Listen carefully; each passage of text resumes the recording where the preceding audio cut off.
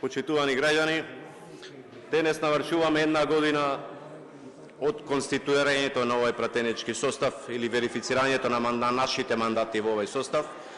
Од она што може да го видиме во оваа година, посебно кога станува збор за именувањата и изборите, можеме да констатираме тотална партизација.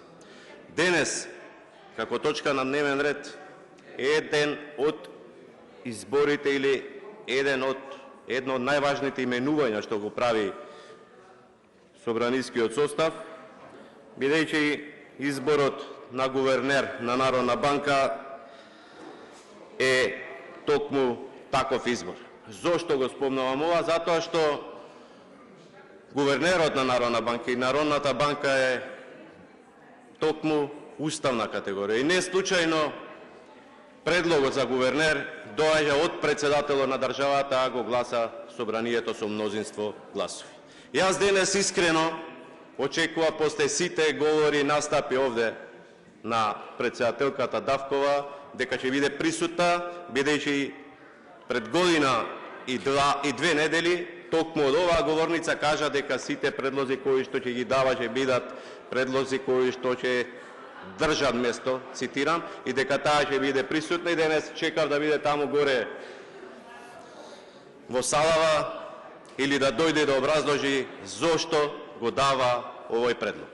Претходно многу говорници кажа и спомна за кажувањата за департизација на Гордана Давкова. Да бидам искрен, на една од апликациите вештачка интелигенција кои се користат и кои ги користат сите граѓани, ги побарав изјавите на Гордана Давкова за департизација. И добив прашања за допрецизирање. Дали сакате одговори на Гордана Давкова за партизација како професор по уставно право и политички систем?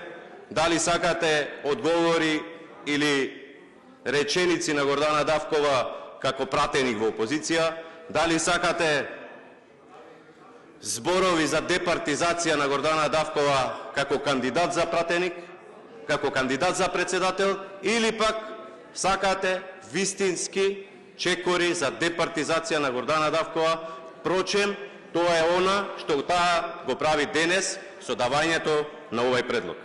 Нејзина изјава како пратеник во опозиција, нејзина изјава слична и како професор по уставно право и политички систем, нејзина изјава како кандидат за председател на оваа држава е дека, цитирам, партизацијата на институциите ја задушува демократијата.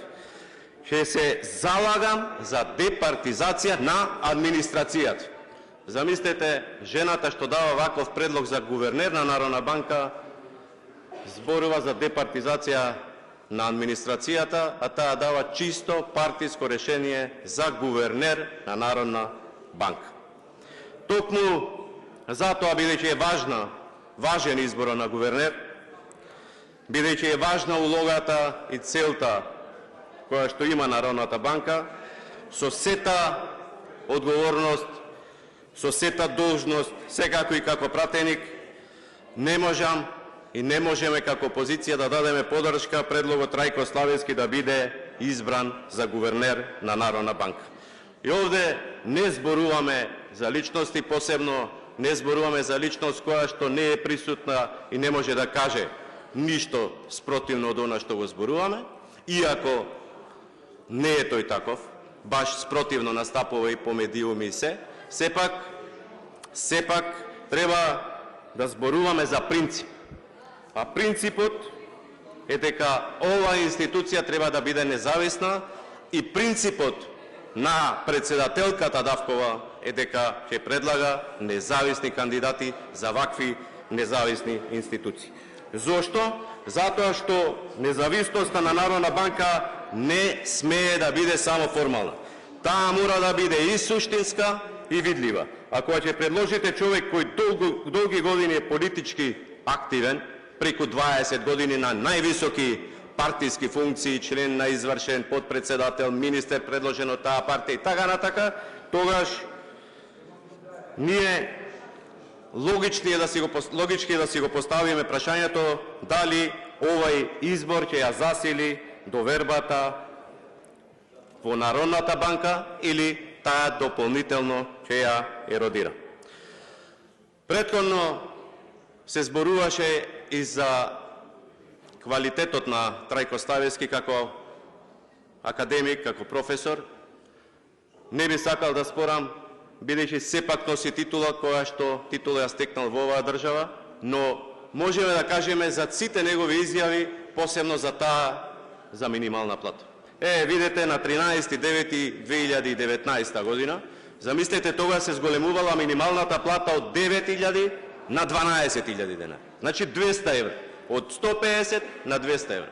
Видете ги неговите изјави. Немојте да ја зголемувате минималната плата. Немојте да ја зголемувате минималната плата, луѓето ќе излезат на штрајкови. Ве молам, немојте да ја зголемувате минималната плата. Тие се неговите изјави.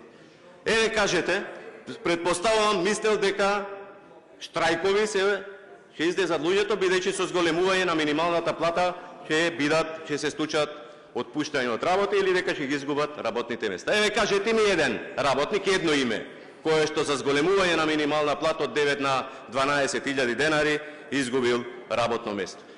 Ние може да зборуваме и за периодот кога бил министер за финансии, кога била финансиската криза прво во Америка, која прерасна во економска криза. Видете ги неговите изјави како министер. Велеше, економската и финансиска криза во Америка ќе се одрази позитивно на македонската економија. Тогаш предлагаше раст од 4%, завршивме со пат од 1%. Значи 5% промаши. Меѓутоа, пак не сакам да се сведе дебатата на Трајко Славевски како професор или како академик. Па се поставуваат прашањата како Трајко Славевски ќе ја брани Народна банка од политичките притисоци, како човек кој до вчера, уствари не до вчера и денес, барем да направеше некој, не знам, филм, вчера, завчера да даеше оставка од извршниот одбор, за да велиме до вчера бил, тој и денес е. Како ќе биде гарант на стабилноста некој што нема критична дистанца од власта која го предлага? Како ќе ги увериме меѓународните партнери дека овој избор нема да значи политичка лојалност на место каде што треба да прави некаква контрола или да ја води монетарната политика на оваа власт или на оваа држава? Овој предлог ја поништува нашата заложба на сите, барем декларативна, дека се залагаме за департизација. Го поништува јавниот интерес во име на партискиот интерес. Го подкопува кредибилитетот на Народна банка и ни праќа порака дека во оваа држава дури и најнеутралните институции се само продолжена рака на партијата на власт. Значи, се сведуваме, можеби сатирички, ама се сведуваме на тоа, дека се постава прашањето кој е предложен, професорот, поранешен министер, вечен економски советник, хроничен партиски функционер, господин Трајко Славевски. Кој го предлага?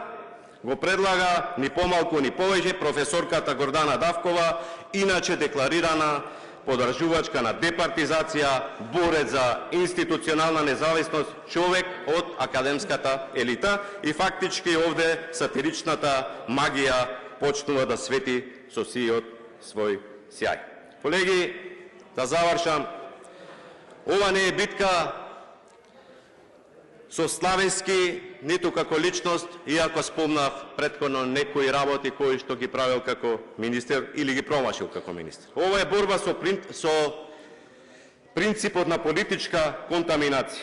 А кога дури и луѓето што беа символ, нели символ, како Гордана Давкова, на критика против тоа, почнуваат да правдаат вакви работи, тогаш да знаете дека болеста е системска. Ова што се случува е системска болест. Затоа ве повикувам да му дадеме шанса на разумот, на интегритетот и на вистинската независност. Денес треба да гласаме со совест дали сакаме гувернер или сакаме уште еден партиски портпарол облечен во елитно одело. Благодарам.